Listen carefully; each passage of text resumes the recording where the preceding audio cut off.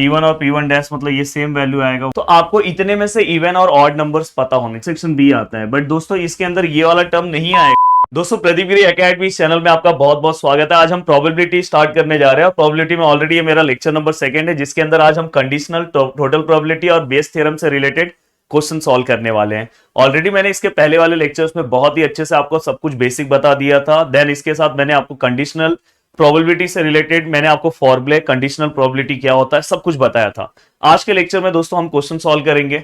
अब देखो one by one, अगर आज के लेक्चर में जितने भी मैं क्वेश्चन सॉल्व करा रहा हूं, ये मत करना कि स्टार्टिंग के बस 4 क्वेश्चन सॉल्व कर लेना, क्योंकि बहुत सारे क्वेश्चन लास्ट में इंपॉर्टेंट मैंने रखे हैं, क्योंकि मैं एक स्टेप वाइज जा सकता हूं। नहीं तो बहुत सारे लोग क्या करते हैं, वीडियो में स्टार्टिंग के 2 क्वेश्चन सॉल्व करके आगे का नहीं करते। प्लीज ऐसा मत करना अगर आप चाहते हो इस टॉपिक में अच्छे मार्क्स स्कोर करना। और अगर आपने ये वीडियो देख लिया तो आपका वर्ड प्रॉब्लम वाला टेंशन खत्म हो जाएगा। अब दोस्तों देखो यहाँ पे जो क्वेश्चन पूछा गया है, there are 11 tickets in a box. Box में कितना है दोस्तों, 11 टिकट्स है। उसको नंबरिंग किया गया है 1 to 11, तो मतलब 1 2 3 4 5 6 7 8 9 10 11, ऐसा नंबरिंग किया गया दोस्तों। अब अगर आप ध्यान से देखोगे, 3 tickets are drawn one after the other. मुझे क्या करना है, 3 टिकट्स निकालना है विदाउट रिप्लेसमेंट, मतलब जिस टिकट्स का आप यूज कर लोगे फिर से उसको रिपीट नहीं करना है। Find the probability that they are drawn in order bearing. देखो इस ऑर्डर में अपने को टिकट्स निकालना है। तो देखो सबसे पहले आपको पता है कि यहां पे इस टिकट्स को निकालने के पहले यहां पे 2 टर्म बहुत ज्यादा पूछे जाएंगे, ऑड और इवन। देखो यहां पे ऑर्डर दिया ना, इवन ऑड, इवन नंबर। तो आपको इतने में से इवन और ऑड नंबर्स पता होने चाहिए दोस्तों। तो देखो यहां पे देखो ये 2 4 6 8 और 10 दोस्तों ये इवन नंबर है। तो टोटल इवन नंबर कितने हो गए, 5। और बचे हुए दोस्तों 1 2 3 4 5 6। ऑड नंबर कितने हैं दोस्तों, 6। अब दोस्तों यहां पे और टोटल नंबर कितने हैं दोस्तों, टोटल नंबर, टोटल टिकट्स कितने हैं दोस्तों, 11। तो ये सब हमें पता चल गया। अब इन्होंने जो हमें जिसकी प्रोबेबिलिटी उन्होंने पूछा है, इवन, ऑड और दोस्तों क्या पूछा है, इवन। मतलब हमें इस तरह से इस सीक्वेंस में टिकट्स को क्या करना है, ड्रॉ करना है। अब दोस्तों देखो सबसे पहले आपको एक चीज तो कर लेना है कि आप मुझे बताओ कि सबसे पहले आपके पास टिकट कितना है दोस्तों, 11 है। उसमें से आपको क्या करना है दोस्तों, टिकट्स ड्रॉ करना है। कौन से टिकट्स पहले ड्रॉ करना है, इवन वाले। अब इवन वाले टिकट्स अपने पास कितने हैं दोस्तों, 5 हैं। मतलब ये इसमें से मैं कौन सा भी ले सकता हूं। तो इसकी पॉसिबिलिटीज क्या है दोस्तों, 5 है। तो यहाँ पे क्या आएगा, 5 bye 11।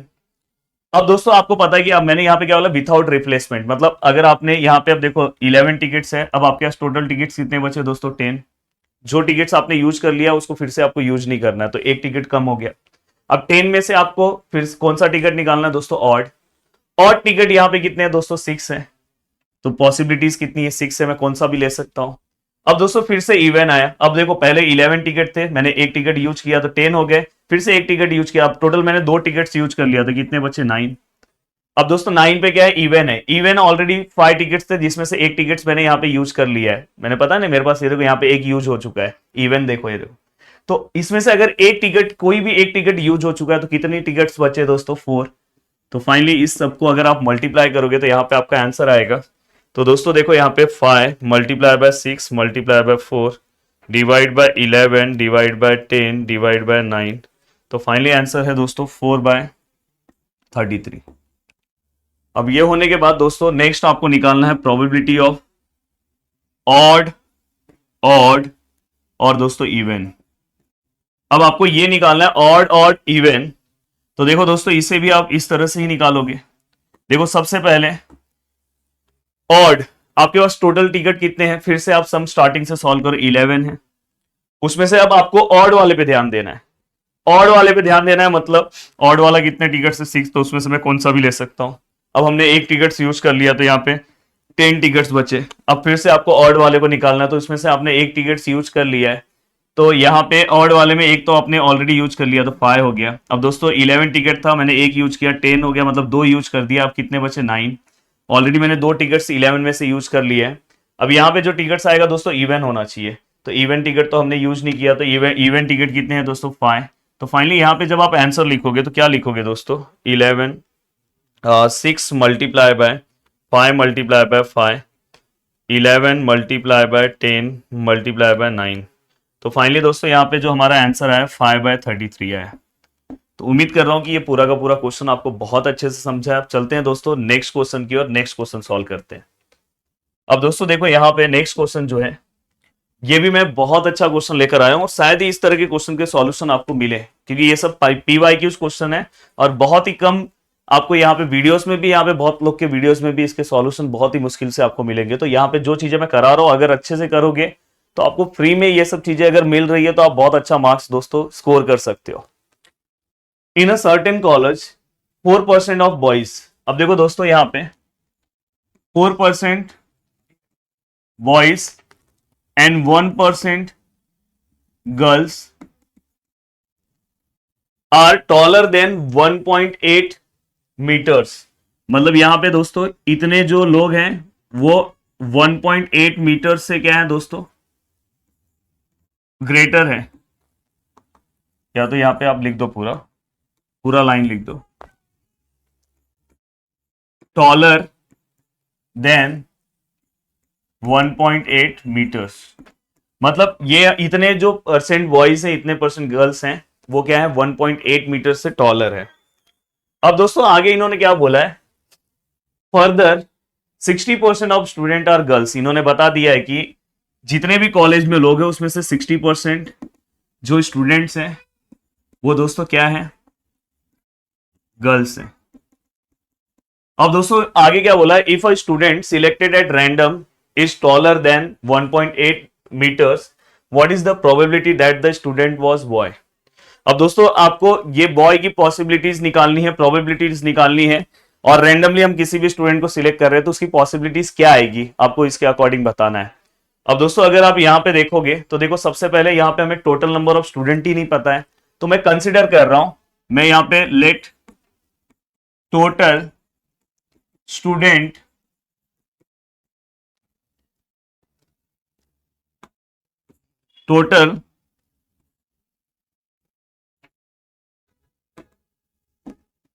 Total number of student कितने हैं दोस्तों 1000। टोटल नंबर ऑफ स्टूडेंट्स कितने हैं दोस्तों 1000, ये मैं कंसिडर कर रहा हूं। अब दोस्तों अगर टोटल नंबर ऑफ स्टूडेंट अगर 1000 है तो अगर मुझे गर्ल्स का नंबर निकालना है तो देखो गर्ल्स के बारे में अगर मुझे पता चल जाए, देखो यहां पे मैं लिख रहा हूं टोटल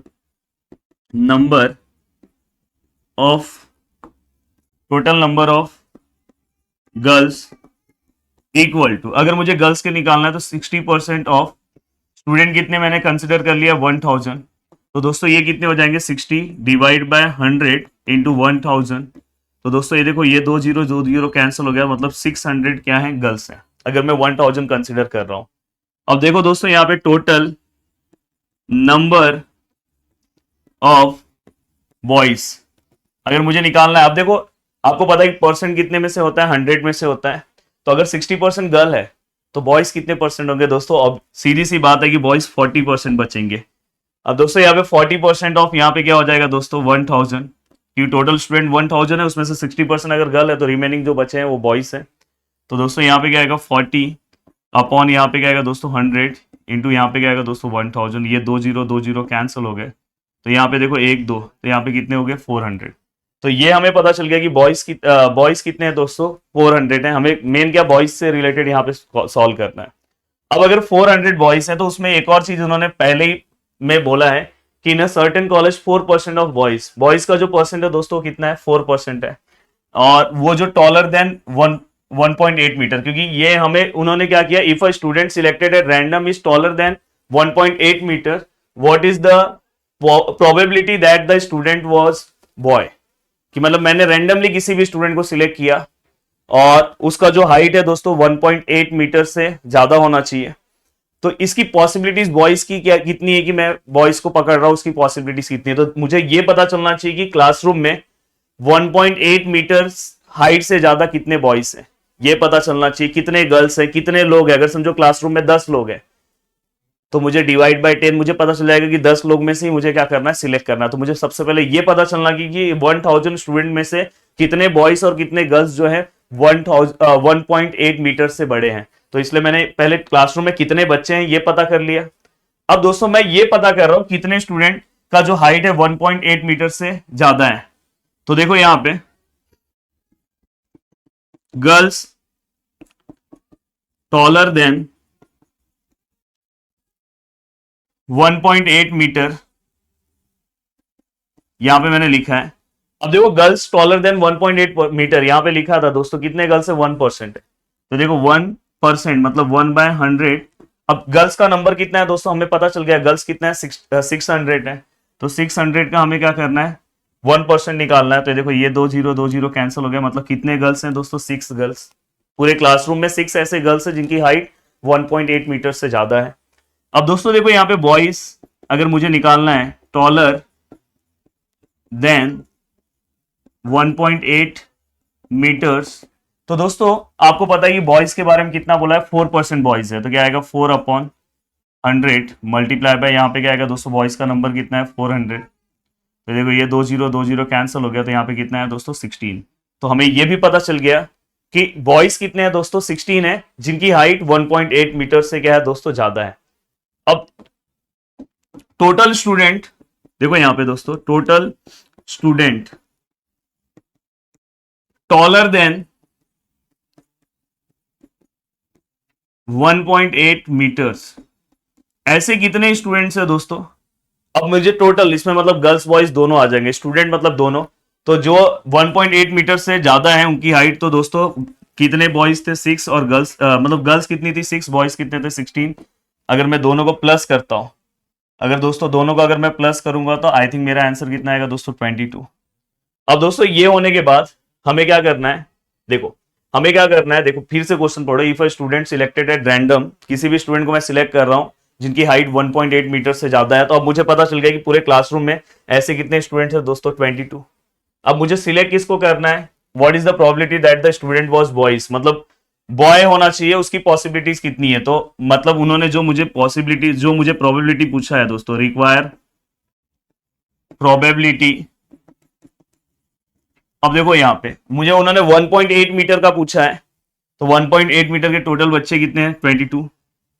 और दोस्तों 1.8 मीटर के अगर 22 स्टूडेंट्स हैं तो उन्होंने बॉय पूछा है, तो बॉय टोटल हमारे क्लासरूम में कितने हैं दोस्तों 16।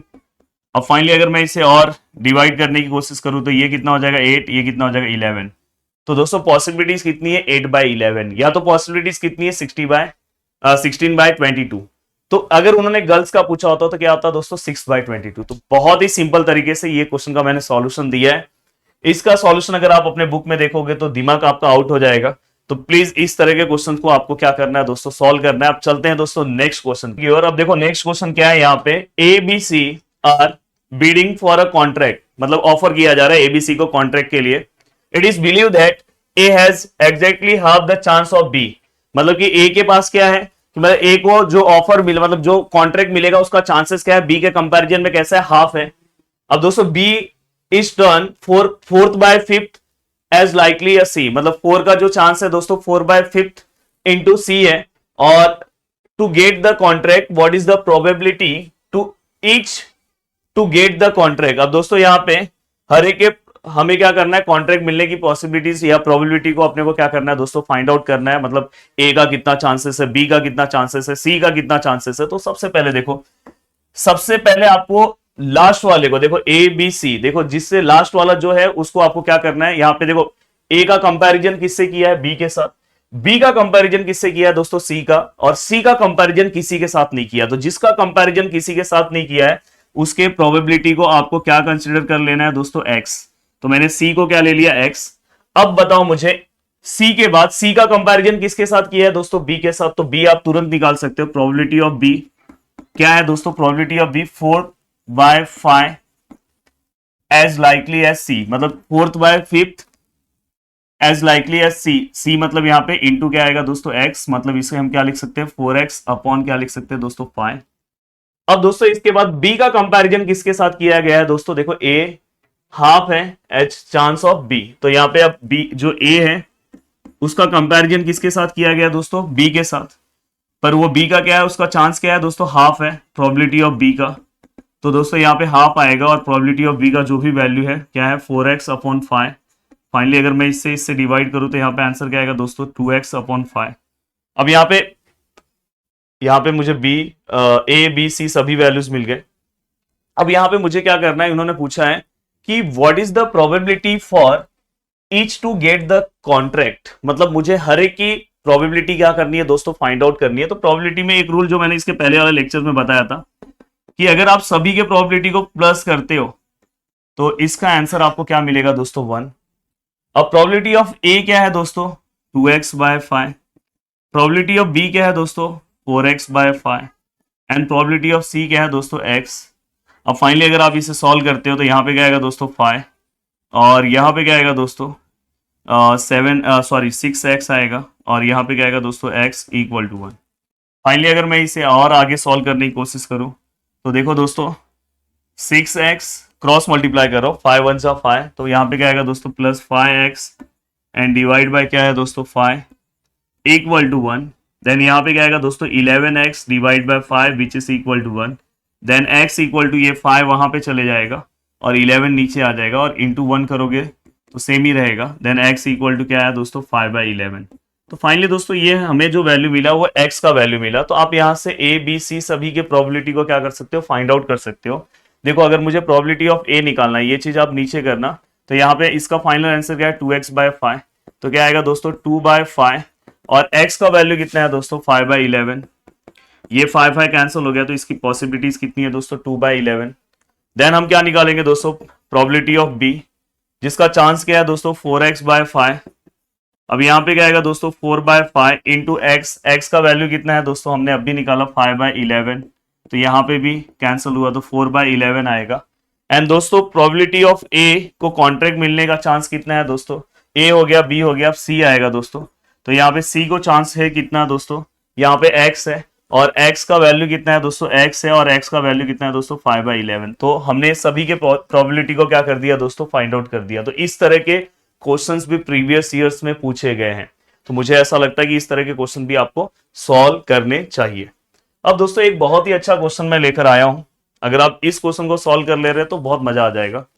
देखो यहाँ पे क्या बोला है, ABC if the events ABC form partition of the sample space. ये देखो ये वर्ड्स मैंने आपको बताया था, मैंने इसके पहले वाले लेक्चर्स में ये वर्ड्स आपको बताया था, और मैंने साथ में एक और वर्ड्स आपको बताया था दोस्तों, म्यूचुअली एक्सक्लूसिव, और मैंने पार्टीशन वर्ड भी बताया था। तो अगर ये वर्ड आ गया तो वहां पे इंटरसेक्शन का आंसर क्या आता है दोस्तों, 0 आता है, ये आपको पता होना चाहिए। एंड दोस्तों प्रोबेबिलिटी, ये उन्होंने हमें कंडीशन एक दिया है और हमें ये समथिंग कुछ वैल्यू निकालने के लिए बोला है। तो देखो उन्होंने जो सबसे पहले कंडीशन लिखा है वो मैं लिख रहा हूं, probability of A equal to probability of B और equal to 3 into probability of C. अब दोस्तों यहाँ पे अगर मैं वैल्यूज निकालना चाहूं तो देखो इसमें से सबसे पहले कौन अकेला है, पी ऑफ ए, तो मैं सबसे पहले पी ऑफ ए को क्या ले रहा हूं दोस्तों, एक्स। अगर मैं यहाँ पे एक्स रखूं तो देखो यहाँ पे मुझे बाकी के सभी वैल्यूज भी मिल जाएंगे दोस्तों। ये देखो यहाँ पे अगर मुझे प्रोबेबिलिटी ऑफ बी निकालना है तो यहाँ से मैं प्रोबेबिलिटी ऑफ बी अकेला रख रहा हूँ, ये 2 इससे डिवाइड हो जाएगा तो ये क्या हो जाएगा x/2। अगर इनकेस मुझे प्रोबेबिलिटी ऑफ सी निकालना है तो दोस्तों यहाँ प्रोबेबिलिटी ऑफ सी है, ये मैं 3 इससे डिवाइड करूंगा तो यहाँ पे क्या आएगा दोस्तों x/3, तो ये भी हो गया। तो दोस्तों देखो प्रोबेबिलिटी ऑफ ए को मैंने x लिया तो बाकी के सभी वैल्यूज मुझे यहाँ पे मिल गए। तो इस तरह के भी क्वेश्चंस पूछे जाते हैं। अब दोस्तों ये होने के बाद इन्होंने हमें क्या क्या पूछा है, ये देखो इन्होंने इससे रिलेटेड पूछा है, तो उसके पहले आपका प्रोबेबिलिटी का आंसर आना चाहिए। तो x, अगर कभी भी x के टर्म में चीजें पूछी गई है तो आपको क्या करना है, probability of a plus probability of b plus probability of c equal to 1 लिखना है। प्रोबेबिलिटी ऑफ a कितना है दोस्तों x, b का प्रोबेबिलिटी कितना है दोस्तों x/2, c का प्रोबेबिलिटी कितना है दोस्तों x/3 which is equal to 1। And दोस्तों अगर आप देखोगे तो ये देखो ये x रख रहा हूं, इसका क्रॉस मल्टीप्लाई करोगे तो 3x 2x अपॉन क्या आएगा दोस्तों 6 equal to 1। Then x plus यहाँ पे क्या आ जाएगा 5x/6 इक्वल टू 1। मैं चाहता हूँ तो एलसीएम लेके एक ही बार में सॉल्व कर देता, पर बहुत सारे लोग को नहीं समझेगा इसलिए कर रहा हूँ। देन यहाँ पे 6x आएगा, यहाँ पे क्या आएगा दोस्तों 5x divide by 6 which is equal to 1। Then 11x divide by 6 which is equal to 1। And दोस्तों इसके बाद अगर मैं आगे जाता हूँ तो x which is equal to, देखो ये 6 ऊपर जाएगा 11 नीचे आएगा, तो फाइनली यहाँ पे क्या आएगा 6/11। तो दोस्तों ये वाला भी आपको यहाँ पे वैल्यू मिल गया। अब ये वैल्यू मिलने के बाद दोस्तों आपको क्या करना है, ये पूरा का पूरा आपने ये वाला पार्ट सॉल्व कर दिया। अब ये होने के बाद दोस्तों आप P of A, P of B, P of C निकाल सकते हो। तो पी ऑफ ए का वैल्यू कितना है दोस्तों, पी ऑफ ए एक्स है, एक्स है मतलब कितना आएगा 6/11। पी ऑफ बी कितना है दोस्तों, पी ऑफ बी उसका वैल्यू है दोस्तों x/2, x/2 मतलब x का वैल्यू कितना है 6/11 और डिवाइड बाय 2। तो फाइनली अगर मैं पी ऑफ बी निकालूं तो दोस्तों ये 11 नीचे आएगा तो 6/22 और फाइनली अगर मैं इसे कैंसिल करूं तो 3/11 आएगा, 2 से अगर मैं डिवाइड करूं। तो दोस्तों यहाँ पे मुझे पी ऑफ बी का भी आंसर मिल गया, पी ऑफ ए का भी आंसर मिल गया दोस्तों। अब मुझे कौन सा वैल्यू निकालना है, P of A, P of B हो गया। अब दोस्तों कौन सा निकालना है, P of C. P of C का अगर मैं वैल्यू निकाल रहा हूं तो पी ऑफ सी का क्या है दोस्तों, x/3। तो यहाँ पे देखो मैं x लिख रहा हूँ, यहाँ पे क्या लिख रहा हूँ 3। x का वैल्यू कितना है दोस्तों 6/11 और डिवाइड बाय क्या है दोस्तों 3। तो अगर मुझे पी ऑफ, देखो ये प्रीवियस क्वेश्चन की तरह ही है, अगर मुझे पी ऑफ सी निकालना है तो देखो दोस्तों ये 6 है, 11 3 से कितना होगा 33। तो ये भी आपका हो गया। अब ये हो गया दोस्तों आपका। तो यहाँ पे देखो P of A, P of B, P of C आपके पास सब कुछ आ गया।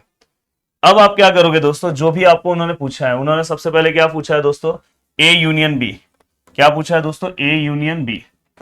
अब देखो अगर आप ए यूनियन बी निकालने जा रहे हो, ए यूनियन बी की हमें क्या करना है, प्रोबेबिलिटी फाइंड आउट करना है। तो मैं क्या करूंगा दोस्तों, probability of A plus probability of B और minus probability of A intersection B आता है। बट दोस्तों इसके अंदर ये वाला टर्म नहीं आएगा क्योंकि वहां पे उन्होंने एक वर्ड लिखा है इवेंट के बारे में। देखो यहां पे ध्यान से, ये वर्ड बहुत ज्यादा इंपॉर्टेंट है, if the event ABC form a partition.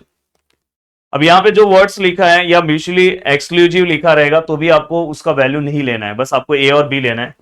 ए का प्रोबेबिलिटी कितना है दोस्तों, ए का 6/11, बी का कितना है दोस्तों 3/11 और फाइनली यहाँ पे क्या आएगा 11 और ये दोनों को प्लस करोगे तो 9। तो मैं चाहता हूं कि मैं जिस तरह के क्वेश्चन सॉल्व करा रहा हूं कि सच में अगर आप मेरे वीडियोस को देखो तो उसके बाद आप यूनिवर्सिटीज में जो क्वेश्चंस आ रहे हैं उसे आप बहुत अच्छे से सॉल्व करो। ऐसा नहीं कि मैं कुछ भी 1-2 क्वेश्चन लेके बोल दूंगा कि मैंने प्रोबेबिलिटी खत्म किया, मजा नहीं आएगा।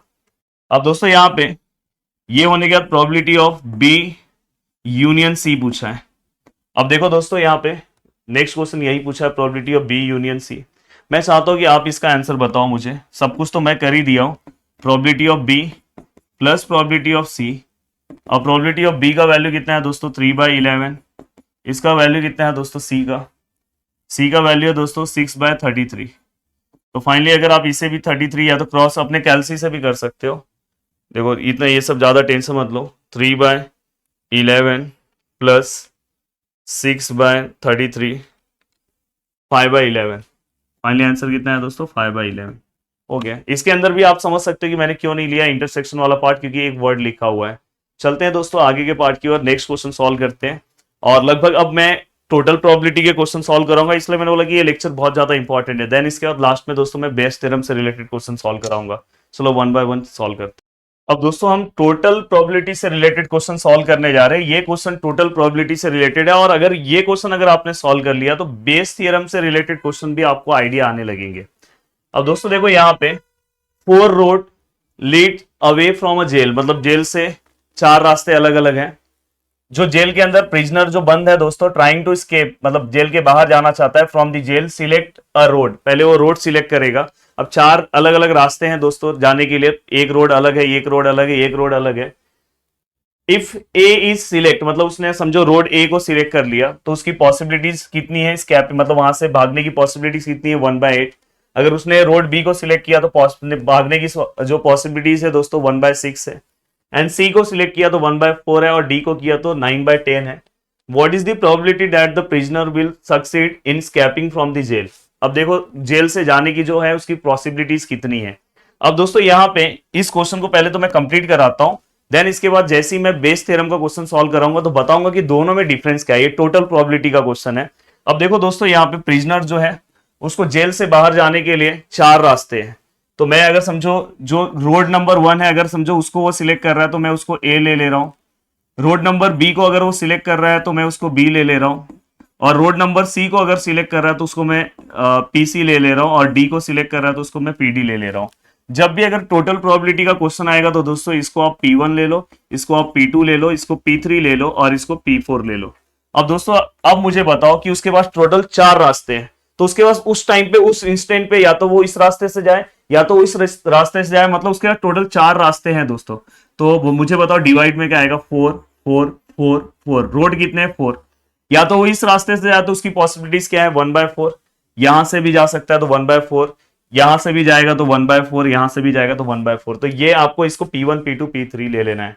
अब दोस्तों यहां पे टोटल प्रोबेबिलिटी के जब आप क्वेश्चन को सॉल्व करोगे तो यहां पे क्या आएगा दोस्तों, अब हो सकता है, देखो यहां पे मैं बता रहा हूं, अगर वो स्केप हो रहा है, वहां से भाग रहा है, उसने कौन से रोड का हेल्प लिया, ए का। अब ए का हेल्प लिया तो दोस्तों याद है आपको, मैंने इसके पहले वाले लेक्चर्स में बताया था कि ये इवेंट्स पहले से ही हो चुका है, ये इवेंट्स पहले से ही हो रहा है और ये इवेंट्स परफॉर्म कर रहे हैं विद द हेल्प ऑफ ये इवेंट्स। तो दोस्तों उसकी पॉसिबिलिटीज कितनी है यहां पे दिया गया है, देखो यहां पे if road A is select the probability of scaping, मतलब देखो स्कैप होने के लिए रोड ए को अगर वो सिलेक्ट कर रहा तो उसकी पॉसिबिलिटीज कितनी है 1/8। अब दोस्तों अगर समझो वो स्कैप होने के लिए रोड बी को अगर सिलेक्ट कर रहा है तो उसकी पॉसिबिलिटीज कितनी है दोस्तों, देखो यहाँ पे 1/6, बहुत ही अच्छे से एक्सप्लेन करो, ध्यान दो।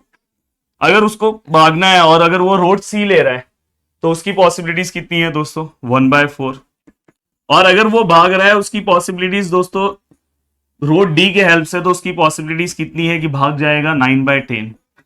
अब दोस्तों यहां पे जब भी मैं यहां पे रेफरेंस लेता हूं with respect to A, with respect to B, with respect to C, with respect to D, तो फाइनली इसे मैं क्या बोलूंगा P1 डैश, ये किसका रेफरेंस लिया P2 का, बी वाले का तो P2 डैश, ये किसका लिया P3 का P3 डैश, ये किसका लिया दोस्तों P4 डैश। तो अब आपको समझ में आया कि जब हम रेफरेंस लेते हैं किसी के ऊपर, हम डिपेंड रहते हैं, तो उसको हम डैश में ले रहे हैं और इसको नॉर्मल ले रहे हैं। तो फाइनली दोस्तों यहां पे उन्होंने क्या पूछा है कि what is the probability that the prisoner will succeed in escaping from the jail. अब देखो यहां पे मुझे स्कैपिंग की प्रोबेबिलिटी फाइंड आउट करनी है, मतलब ये टोटल प्रोबेबिलिटी, बहुत इजी फॉर्मूला है, ये दोनों को मल्टीप्लाई कर दो, P1 P1 dash, P2 P2 dash, P3 P3 dash, P4 P4 dash. आया है प्रीवियस ईयर्स क्वेश्चंस में आया है दोस्तों। अब मैं यहां पे बताऊंगा कि बेस थ्योरम से ये क्वेश्चन थोड़ा सा अलग क्यों, नहीं तो आपको एक कंफ्यूजन हो जाएगा, थोड़ी देर में बताऊंगा, पहले ये सॉल्व तो करा दूं। अब दोस्तों यहां पे P1 का वैल्यू कितना है दोस्तों 1/4, P1 डैश का वैल्यू कितना है दोस्तों 1/8, P1 का P2 का वैल्यू कितना है 1/4, P2 डैश का कितना है दोस्तों 1/6, P3 का वैल्यू कितना है दोस्तों 1/4, और P3 डैश का वैल्यू कितना है दोस्तों 1/4, P4 का कितना है दोस्तों 1/4, इसका कितना है दोस्तों 9/10। अब ओवरऑल अगर मैं इसे सॉल्व करने जाऊं तो दोस्तों देखो 1/4 इंटू 1/8 प्लस 1/4 इंटू 6 डायरेक्ट लिख दे रहा हूं, प्लस 1/4 इंटू 4 प्लस 1 इंटू 9, इसका 9/10 था क्या, 9/10 था, तो 1 इंटू 9 और डिवाइड बाय 4 इंटू 10। तो यहां पे दोस्तों इसकी जो पॉसिबिलिटीज है वो कितनी है दोस्तों, बहुत डेंजर पॉसिबिलिटीज है, 173/480, ये इसकी पॉसिबिलिटीज है। तो दोस्तों यहां पे हमने इसका प्रोबेबिलिटी दोस्तों हमने क्या कर दिया, इसका फाइंड आउट कर दिया है, और उम्मीद कर रहा हूं कि आपको पूरा का पूरा पार्ट बहुत अच्छे से समझ में आया होगा। तो दोस्तों अगर कभी देखो ये यहाँ पे हमने टोटल प्रोबेबिलिटी से इसलिए फाइंड आउट किया कि यहाँ पे ये क्या पूछ रहे हैं, what is the probability that the prisoner will succeed in escaping from the jail. इन्होंने जेल से स्कैपिंग होने की इन्होंने पॉसिबिलिटीज हमसे पूछी, यहाँ पे इन्होंने ये नहीं पूछा कि कौन से वाले गेट से जा रहे हैं। अगर वो स्पेसिफिक गेट नंबर पूछते, जैसे अगर समझो उन्होंने ऐसा पूछा होता, रोड पूछे, सॉरी रोड अगर पूछते, अगर उन्होंने ये पूछा होता कि पॉसिबिलिटीज फाइंड आउट करो कि रोड नंबर 2 से जाने की उसकी क्या पॉसिबिलिटीज है, अगर इस टाइप का अगर कोई क्वेश्चन आ जाता तो समझ जाना कि वहां पे हम क्या करते हैं, बेस थ्योरम का हेल्प लेते हैं, और किस तरह से बेस थ्योरम के क्वेश्चन को हम सॉल्व करते हैं थोड़ी देर में आपको पता चलेगा। अब दोस्तों चलते हैं आगे नेक्स्ट क्वेश्चन की ओर, और नेक्स्ट क्वेश्चन दोस्तों सॉल्व करते हैं। अब देखो नेक्स्ट क्वेश्चन हमारा बेस थ्योरम से रिलेटेड है। बेस थ्योरम में देखो आपको नीचे वाला पार्ट तो दोस्तों पता है, जो ऊपर वाला पार्ट है दोस्तों देखो यहाँ पे आई दिख रहा है, यहाँ पे भी देखो आई और आई दिख रहा है, ये बहुत ज्यादा यहाँ पे मायने रखता है। जब मैं क्वेश्चन सॉल्व कराऊंगा तो आपको समझ में आएगा। देखो यहाँ पे ये जो क्वेश्चन है, यहाँ पे एक वर्ड आया इस क्वेश्चन के अंदर, वो सबसे पहले मैं आपको बता दूं।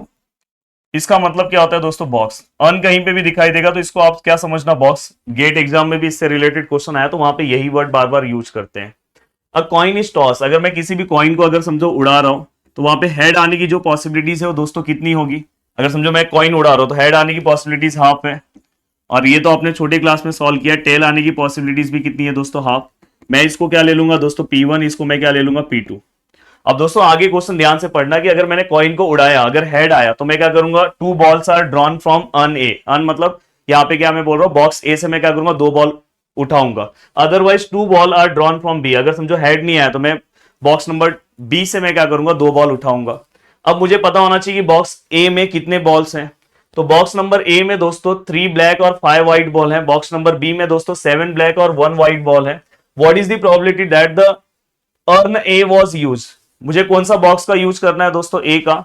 Given that both the balls drawn are black, ये बहुत ज्यादा मायने रखता है दोस्तों। यहाँ पे जो लिखा है, दोनों जो आप बॉल उठा रहे हो वो कैसा होना चाहिए दोस्तों, ब्लैक होना चाहिए। अब देखो मैं यहाँ पे इसके आगे अगर समझो, देखो यहाँ पे हेड, अब समझो हेड आया तो मैंने क्या किया पता है, 2 ब्लैक बॉल्स ड्रॉन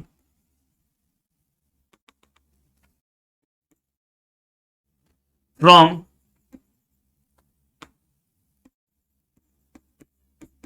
मैं क्या कर रहा हूं पता है, 2 ब्लैक बॉल में क्या कर रहा हूं, जैसे ही हेड आया तो मैंने क्या किया, 2 ब्लैक बॉल क्या किया, बॉक्स ए में से मैंने उठाया। तो उसकी पॉसिबिलिटीज कितनी है।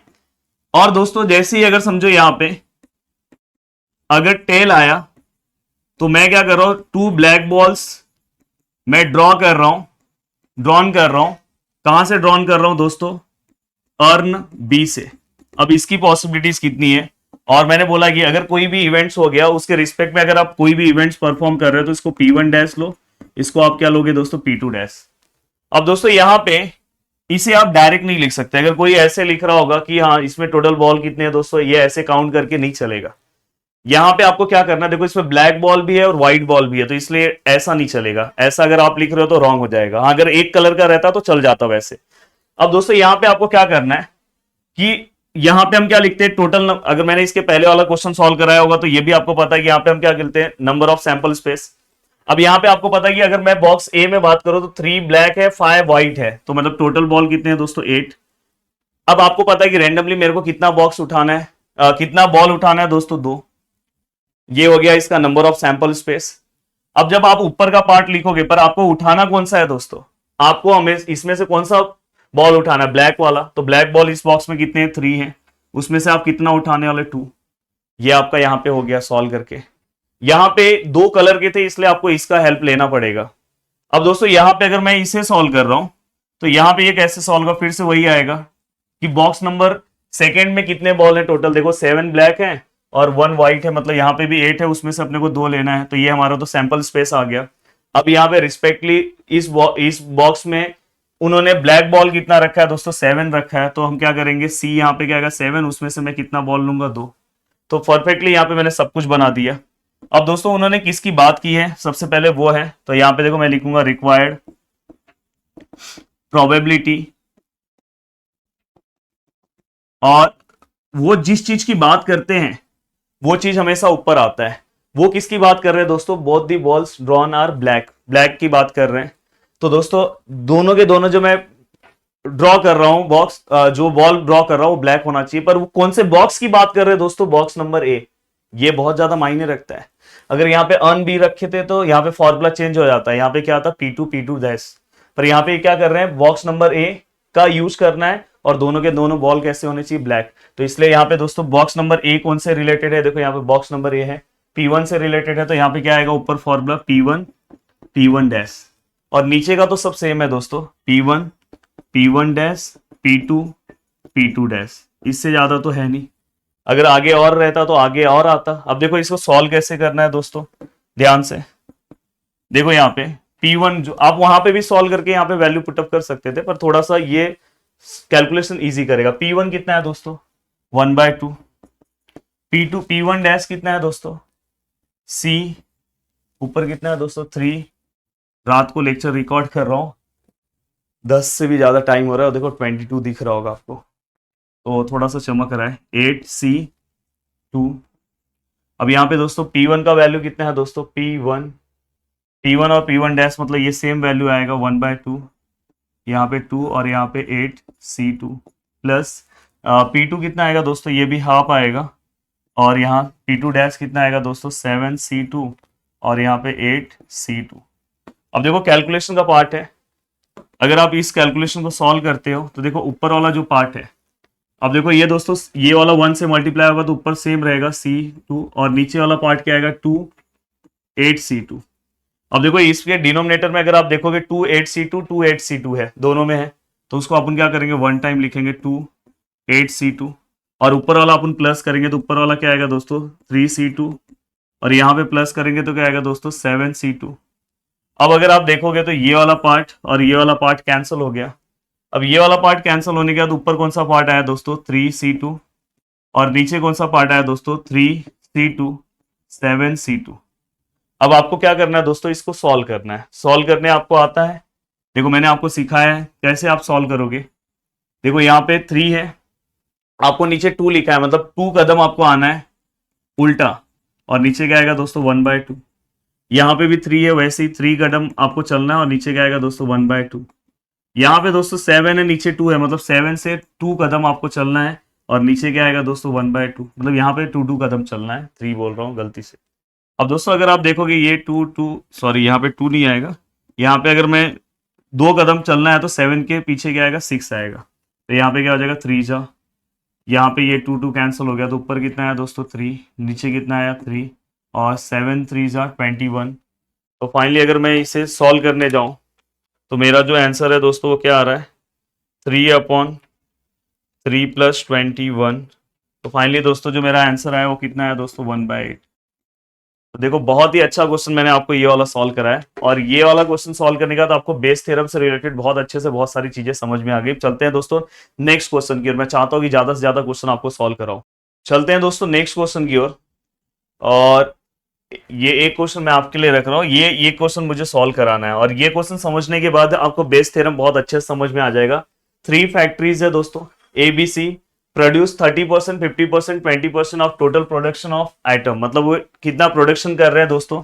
तो मैं यहाँ पे A से जो प्रोडक्शन हो रहा है, जो दोस्तों B से जो प्रोडक्शन हो रहा है, और दोस्तों जो C से जो प्रोडक्शन हो रहा है, तो अगर मैं इसे क्या ले लूंगा P1, इसे मैं क्या ले लूंगा दोस्तों P2, और इसे मैं क्या ले लूंगा P3। अब दोस्तों ये जो प्रोडक्शन हो रहा है वो कितना है 30%, 30% मतलब 30/100, इसको ही मैं क्या लिख सकता हूँ 0.3। 50% मतलब दोस्तों 0.5, 20% मतलब दोस्तों 0.2, तो मैंने यहाँ पे लिख दिया। अब दोस्तों यहाँ पे लिखा है कि out of their production 80% 50% 10% are defective, मतलब इनका जो प्रोडक्शन हो रहा है इसमें दोस्तों डिफेक्टिव भी मिल रहा है, मतलब डिफेक्टिव है किसका, कंपनी ए का, फैक्ट्री ए का, डिफेक्टिव है दोस्तों फैक्ट्री बी का, दोस्तों डिफेक्टिव है फैक्ट्री सी का। अब दोस्तों जो डिफेक्टिव है उसको मैं क्या लूंगा P1 dash P2 dash and P3 dash. अब यहाँ पे ये जो पॉसिबिलिटीज है दोस्तों 0.8 है, ये कितनी है 0.5 है, ये 0.1 है। अब item is chosen at random and found to be defective, मतलब मैं रैंडमली कोई भी एक आइटम उठा रहा हूं और वो डिफेक्टिव है, और मुझे कैसे पता चल रहा है कि probability that it was produced by the factory है। मैंने आपको ये पहले ही बोला कि बेस थ्योरम का यूज करके मेरे को ये पता चलेगा कि जो डिफेक्टिव चीजें हैं सब एक ही जैसे, पर ये फैक्ट्री ए से डिफेक्टिव है, ये मुझे अगर पता करना है तो मैं बेस थ्योरम का हेल्प लूंगा। अब दोस्तों आपको बेस थ्योरम के फॉर्मूले के बारे में पता ही है, अगर आप जब रिक्वायर प्रोबेबिलिटी फाइंड आउट कर रहे हैं, रिक्वायर प्रोबेबिलिटी। अब देखो दोस्तों यहां पे क्या आएगा, नीचे आपको पता है P1 P1 dash P2 P2 dash P3 P3 dash. यहाँ पे 3 तक क्यों आया, क्योंकि यहाँ पे 3 है, अगर वो 2 तक रहता तो P2 डैश। ऊपर क्या आएगा दोस्तों, फैक्ट्री ए के बारे में बात किया गया, फैक्ट्री ए कौन से रिलेटेड है P1 से, तो यहाँ पे क्या आएगा दोस्तों P1 और P1 डैश। अगर इनकेस अगर ये फैक्ट्री बी की बात करते तो ऊपर क्या आ जाता P2 डैश। अगर वो फैक्ट्री सी की बात करते तो वो आ जाता। अब जो भी वैल्यूज हैं आप यहाँ पे पुटअप करो, और फास्ट आपका जो भी आंसर आएगा मुझे जल्दी से बताओ, कमेंट करके बताओ कि सर इसका यही आंसर आया। जस्ट आप वैल्यू पुटअप करो और सॉल्व करो। तो दोस्तों यहाँ पे मैंने सब कुछ करा दिया। अब इसके बाद मेन इंपॉर्टेंट पार्ट स्टार्ट हो जाएगा। ये अब आप बेस थ्योरम से रिलेटेड क्वेश्चन सॉल्व कर सकते हो। अब इसके बाद दोस्तों हम मेन पार्ट की ओर आ जाएंगे, जिसके ऊपर बहुत बार क्वेश्चन पूछा जाता है। अब हम रैंडम, बाद में हम डिस्क्रीट प्रोबेबिलिटी सॉल्व करेंगे, और बाद में दोस्तों हम कंटिन्यूअस के बारे में भी देखेंगे। तो वन बाय वन इसके बाद वाला पार्ट बहुत ही ज्यादा इंपॉर्टेंट है। इसके बाद हम एक्सपेक्टेड और मीन ये सब देखने वाले हैं। तो चलो बाय बाय, टेक केयर, मिलते हैं नेक्स्ट लेक्चर में। जय हिंद दोस्तों।